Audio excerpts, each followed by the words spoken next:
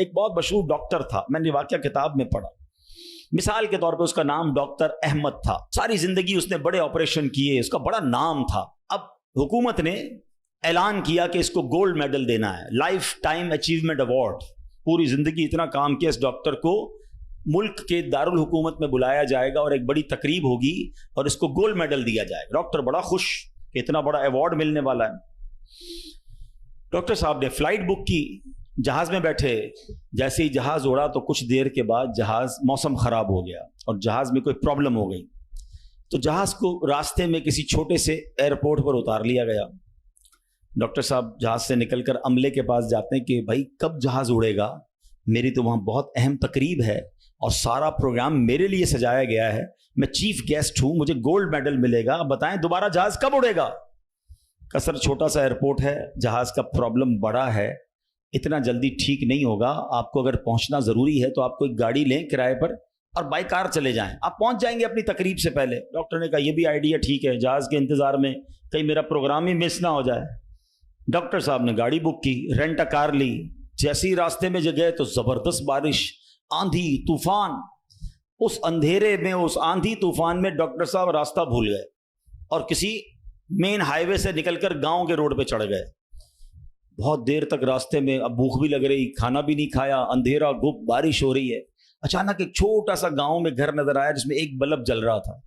Doctor صاحب نے کہا اب تو حالت ایسی ہو گئی، دروازہ کھٹکھٹایا. ایک بوڑھی عورت نے دروازہ کھولا. کب ماں جی کچھ کھانے پینے کو ملے گا، بہت بارش ہو رہی. کہا بیٹا اندر آ جاؤ. وہ اندر چلا گیا. ماں جی نے بڑی محبت سے اسے پانی بھی دیا، کچھ کھانے کو بھی دیا. تھوڑی سانس میں آئی تو ڈاکٹر نے دیکھا کہ برابر پہ بستر پر ایک نوجوان لیٹا ہوا تھا. کہا ماں جی یہ کون ہے؟ کہا بیٹا میرا بیٹا ہے. کیا ہو گیا اسے؟ کہا اس کو بہت بڑی بیماری ہے. ماں جی علاج کیوں نہیں کرواتی؟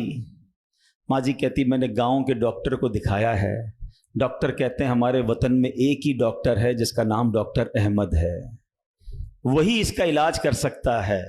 مگر بیٹا میں غریب ماں ہوں، میں اپنے بیٹے کو کہاں سے ڈاکٹر احمد کے پاس لے جاؤں؟ نہ پیسے ہیں نہ کرایہ ہے. بس روز اللہ سے دعا کرتی ہوں اے اللہ تو کارساز ہے، میرے بیٹے کو شفا دے دے یا ڈاکٹر احمد کے پاس پہنچا دے.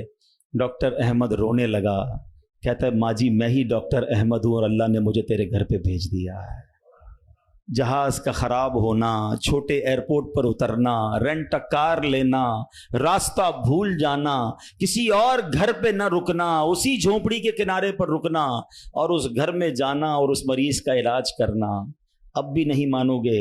ان اللہ علی کل شیء قدیر، میرا رب جو چاہے وہ کرنے پر قادر. بس ہمارا بھروسہ ہل جاتا ہے. ہم سمجھتے ہیں دنیا والے ساتھ دیں گے، ہم سمجھتے ہیں دنیا والے مسئلہ، ارے دنیا والے تو دکھ ہی دکھ دیتے ہیں. اپنا پرابلم بتاؤ تو ہنستے ہیں. ہم سے کہتے فکر نہ کرو، دوسروں کو بتاتے ہیں دیکھو اس کا یہ مسئلہ ہے، یہ فلاں کام کے لیے آیا تھا، اتنی بڑی بڑی باتیں کرتا ہے، اس کا یہ مسئلہ ہے. ہمارے مسئلے کو انجوائے کرتی ہے دنیا، کون ساتھ دیتا ہے آج؟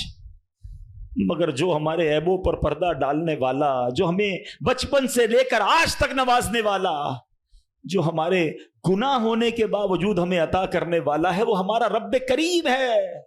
ارے جو ہماری ماں سے زیادہ ہمیں چاہنے والا ہے، ہم اسے کیوں نہیں پکارتے؟ اس کی طرف توجہ کیوں نہیں کرتے؟ حالانکہ اس کی رحمت تو اس کے دروازے کھلے ہوئے ہیں، وہ تو دینا چاہتا ہے. مگر کاش جو توجہ ریکوائرڈ ہے، جو دل سے دعا مانگنا ہے، وہ اللہ مجھے اور آپ کو نصیب فرما دے.